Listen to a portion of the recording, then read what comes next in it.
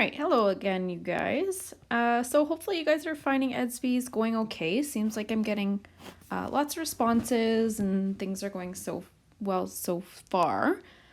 Today I'm going to be continuing with the respiratory system. I am covering pages 10 through 15 in the notes. All right, so last time I sent you guys a video, we kind of went through all of the respiratory structures, the pathway basically into the alveoli. So here at the alveoli, that is the main site of gas exchange, right? So between the alveoli and the capillaries, gas gets exchanged between those two barriers. So our next unit will be the circulatory system, and we'll kind of talk about this again. But this is really where the connection between the respiratory and the circulatory system takes place. So if we take a look here at this picture, I'll scroll back up to those notes in a minute. This is going to be a very important image. What we have here is showing a singular alveoli. So this would be the lining of the alveoli itself. And then we have the capillary. If you'll notice here, each of these barriers are only one cell layer thick. Maximum thinness to allow for maximum diffusion. So if we think back to Unit 1 when we talked about diffusion. So diffusion is a passive form of transport, which means they work just based off of concentration gradients. So because at this level, there is more oxygen inside the alveoli than in the blood, oxygen passively diffuses across the alveoli membrane, across the capillary membrane, into the bloodstream. At the same space, there is a larger concentration of carbon dioxide in the blood. So it's going to go from high to low across the capillary membrane, across the alveoli membrane, into the alveoli. Okay, so movement here of these gases is just occurring through diffusion. Oxygen is going into the capillary, where it then gets carried by the circulatory system. We'll talk more about that there, like next unit. And carbon dioxide is entering into the alveoli, where we then exhale it as waste. Okay. We'll talk about the pathways through the bloodstream kind of more next unit. So this picture down here shows the connection between the lungs and the heart and the pathway everything takes. But again, we'll cover that more next unit.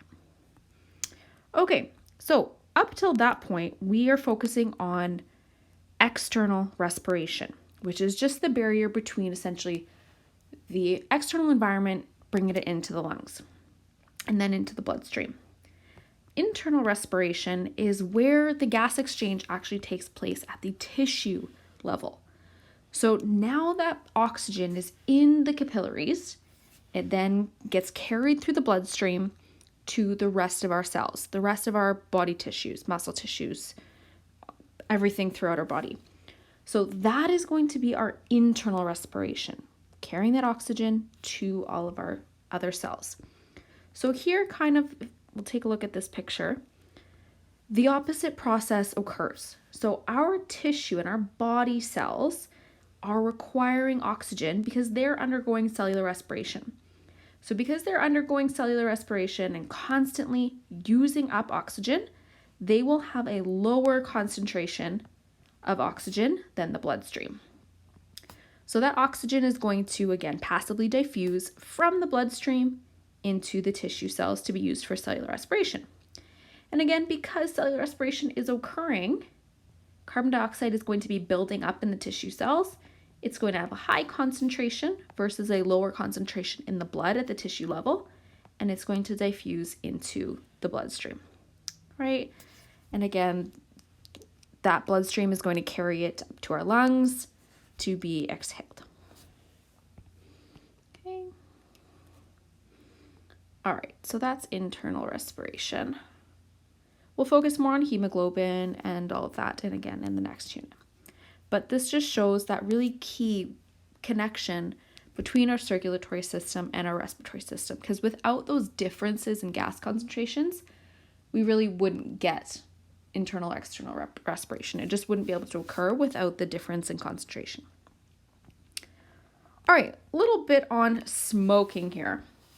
I hope at this point you all know that smoking is bad for many, many, many reasons. Let's talk specifically about cilia and how smoking actually affects them. So if we remember, a large portion of our respiratory systems, or our nasal cavity and some of our nasopharynx, our trachea, and some of our bronchi, they're lined with those cilia. And those cilia are respiratory kind of cleansers. They trap and filter out dust and debris. Smoke actually paralyzes and eventually damages these cilia permanently.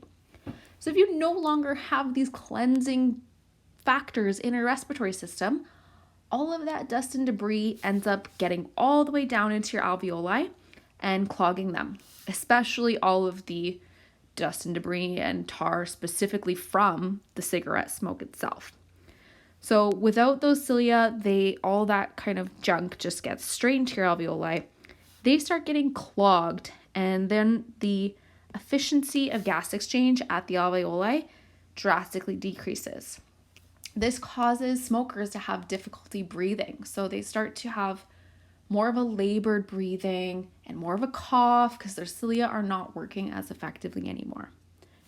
So if you were thinking about picking up smoking, hopefully you don't. All right, moving on then to our lungs. We haven't really talked about the lungs yet. We've talked about the structures within the lungs, but of course we have the lungs are kind of the major organ of the respiratory system. They fill a very large portion of our thoracic cavity.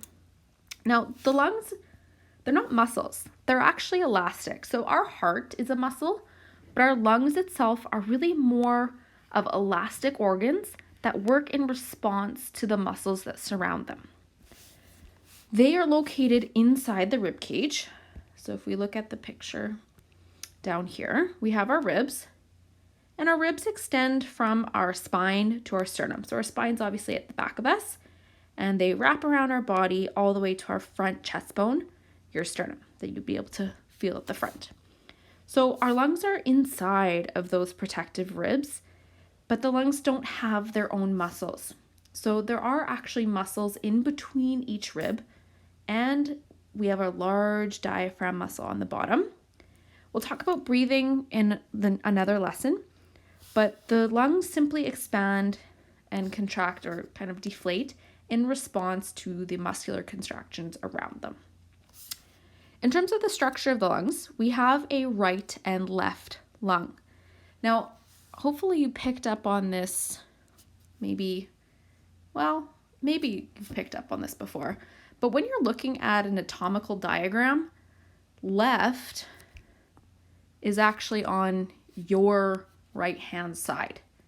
You almost have to imagine if you were to lie yourself down on the paper, where would your left hand be? Okay, so this is actually the left lung.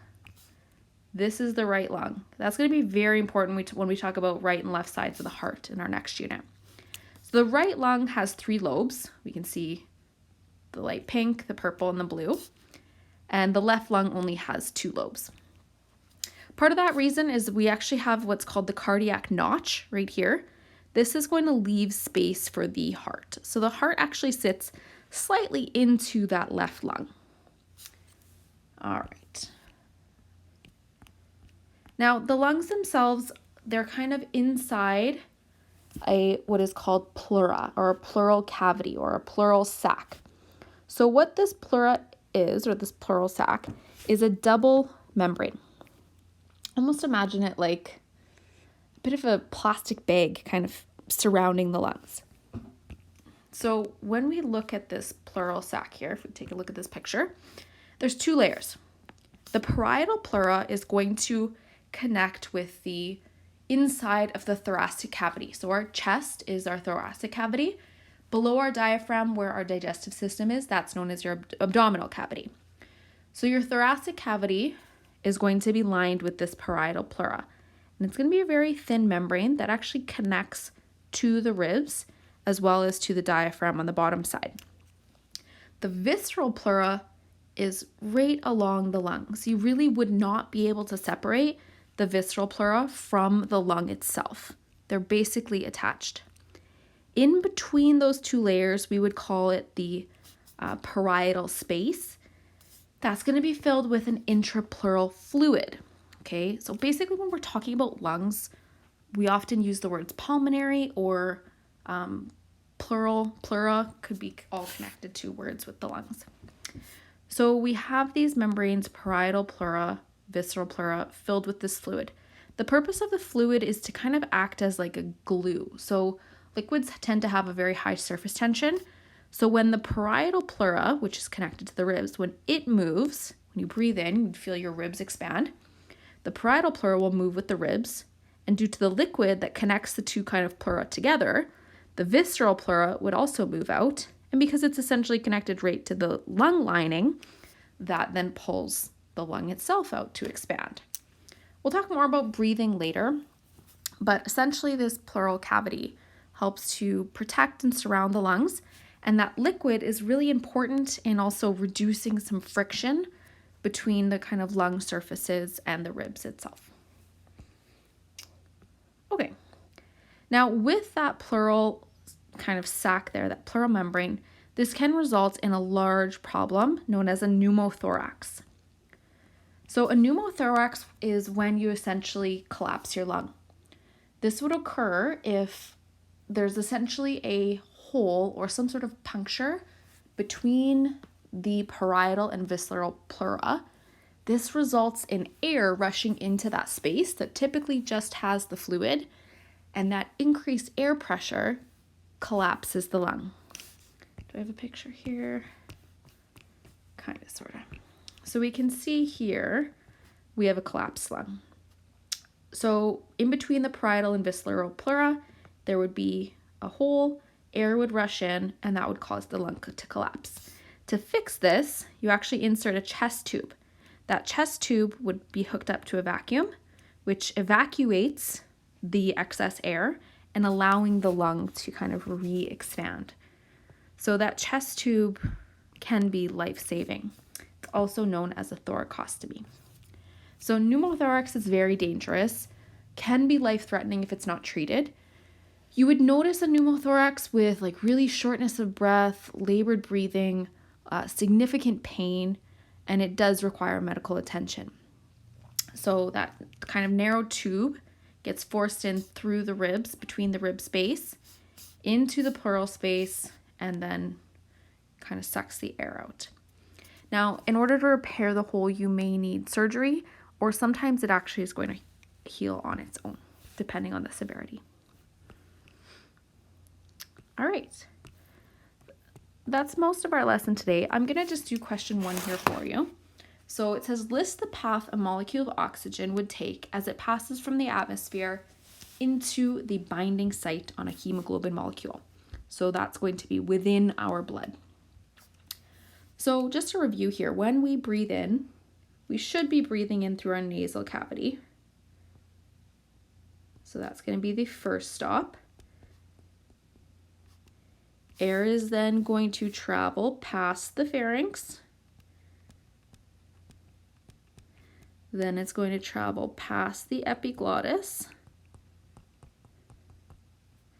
Then it's going to, I'm going to loop around back to the start over here. Then it's going to go through the voice box across the kind of vocal cords in the larynx. Then it's going to be into the trachea. That's going to branch into the right and left bronchi, which is going to branch into these smaller and smaller bronchioles, which is going to terminate into the alveoli. And then that oxygen is going to diffuse across the alveoli and into a capillary. And at that point, it would bind to hemoglobin. All right, that's all I have for you today. Hopefully that helped. Thanks again.